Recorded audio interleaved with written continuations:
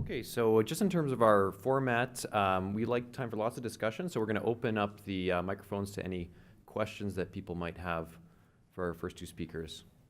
So there's a microphone over there and over there. And I guess I'll open the questions then.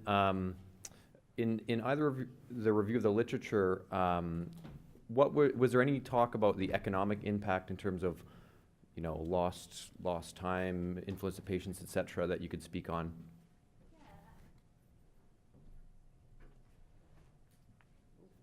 Can we get our microphones on? Why don't you go up there? Yeah. Sure.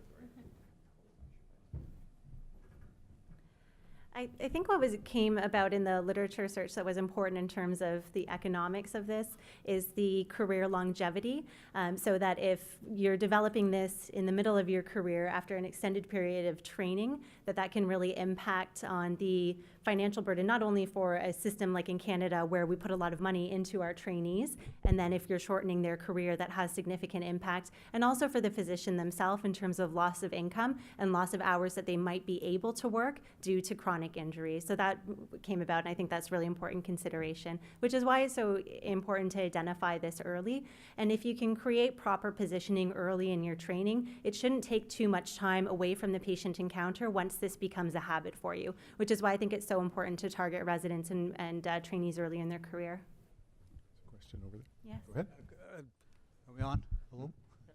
Just a question. I'm having the neck issue for about a year, and I'm wondering if in any of your surveys you've asked the question about use of a tie, because it seems to be across that area that it's commonly sore. And there's that, and is there a gender difference in the incidence of neck issues? Great question. I did not look at the tie use. That's a good one. There's no gender difference in our survey, no.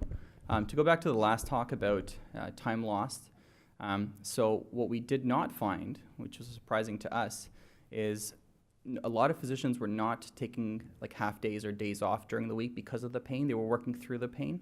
But based on the literature review, maybe the career was shortened, just like Dr. Brissette was saying. So we're battling through it, but ending our career shorter. Yeah, but those are good questions, and we'll look into that. Colin?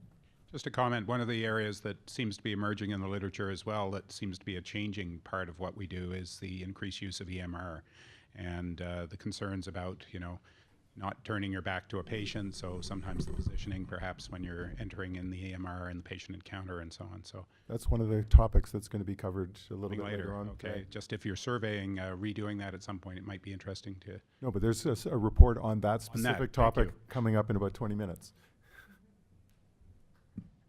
We anticipated you, Colin. Go ahead. Well, my comment is about our responsibility to educate the people who design all the equipment we use. So we just got new phaco machines, and all the pedals are getting smaller, thinner, they're wireless, but they're really hard for a shorter surgeon to reach. The pedals are one size, they're not adjustable. So if you have a small foot, it's harder to use. Why aren't the people who design these things that we use every day not thinking about the ergonomics of it? So I'd like to respond to that one, and I was going to save this comment for the end, but I think it's appropriate now. In preparing for this session, one of the things that I did was try to reach out to industry to find out who had done things from an ergonomic basis. And you've got a handout here that part of the handout incorporates that, and I also wanted to mention that the two sites, the American Academy stuff that Ashley had mentioned is listed on here, the website, to get to that information.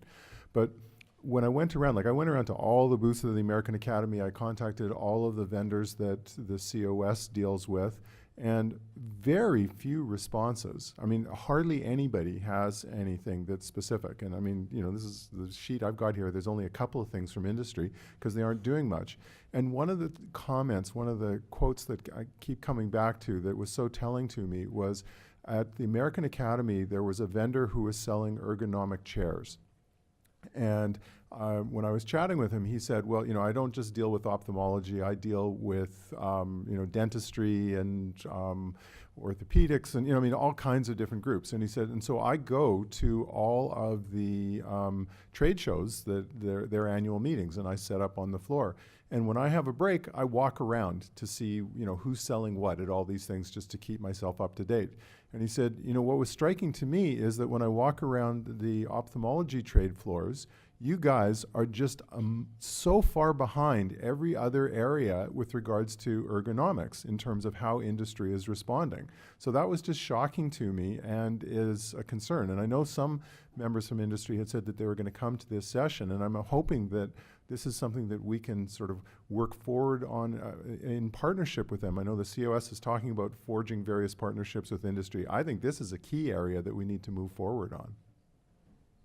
I agree. I'd like to just echo that, because I think that without industry support, we're working around the difficult circumstances that we have been given.